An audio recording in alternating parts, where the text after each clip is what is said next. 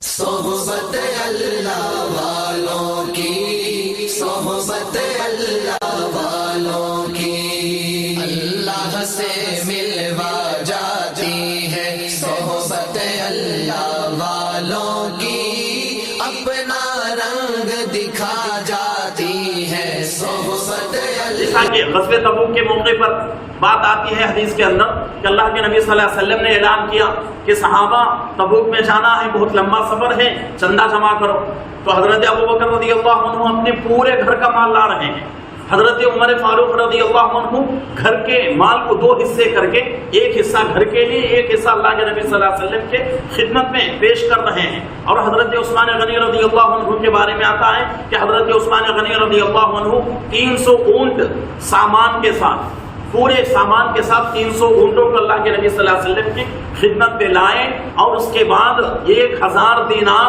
اللہ کے نبی صلی اللہ علیہ وسلم کے گود میں لا کر ڈال دیا۔ حدیثوں میں بات آتی ہے کہ اللہ کے نبی صلی اللہ علیہ وسلم حضرت عثمان غنی رضی اللہ عنہ کی اس فراخ دلی کی وجہ سے، اس جو ہے مدد کی وجہ سے اتنا خوش ہو گئے، وہ جو 1000 دینار اللہ کے نبی صلی اللہ علیہ وسلم کے گود میں تھے، ان 1000 دیناروں کو الٹ پلٹ کر رہے تھے اور یہ کہہ رہے تھے کہ اگر عثمان اس کے بعد کوئی نیک عمل نہ کرے تب بھی جنت اس پر واجب ہے۔